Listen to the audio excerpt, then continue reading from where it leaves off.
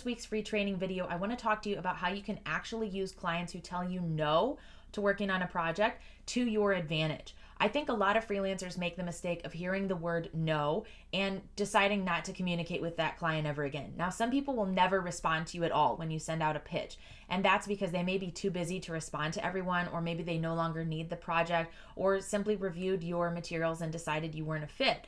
But whatever those reasons are, you're also going to have clients who will tell you no, that you're just not the right fit at this time. They're looking for something different. These weren't the kind of materials or work samples they were looking for.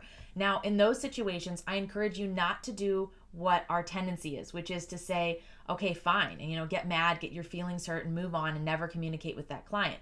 Instead, view this as an opportunity to improve. Now, some clients just aren't going to be pleased with whatever. They have unrealistic price expectations or something like that. But there are other situations where maybe you're doing something wrong in the process, or there's room for improvement here, and there's a trend you should be aware of. So when a client tells you no, that what you've provided isn't what they're looking for, go the extra step and send them another email or ask on the phone what you could have done better, or why the materials you sent weren't an exact fit. Because maybe you're doing something that you're not even aware of that is causing clients to decide not to work with you. If your writing samples aren't up to par, for example, the client may open that and decide never to work with you again. So when someone's already gone the extra step to send you an email and tell you that they won't be working with you, quickly ask why. Now, don't ask them for a 30-minute phone call or their tips on how you can improve.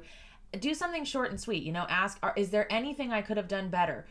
What was it about my materials that signaled that I wasn't the right fit? It shows, number one, that you care about the client. It shows also, number two, that you care about your business and are hoping to improve. And you can use all of this data. This is basically free marketing and coaching advice. Now, if a client comes back to you and the feedback doesn't make any sense, or they just decided to go with somebody who was cheaper or who could offer a faster turnaround time, that may not be necessarily helpful. But for every response you get like that, you might also have somebody who's willing to tell you why you weren't the right fit. This could help you improve your writing samples, any of your freelance work, or even the approach that you take next time when it's time to work with a client.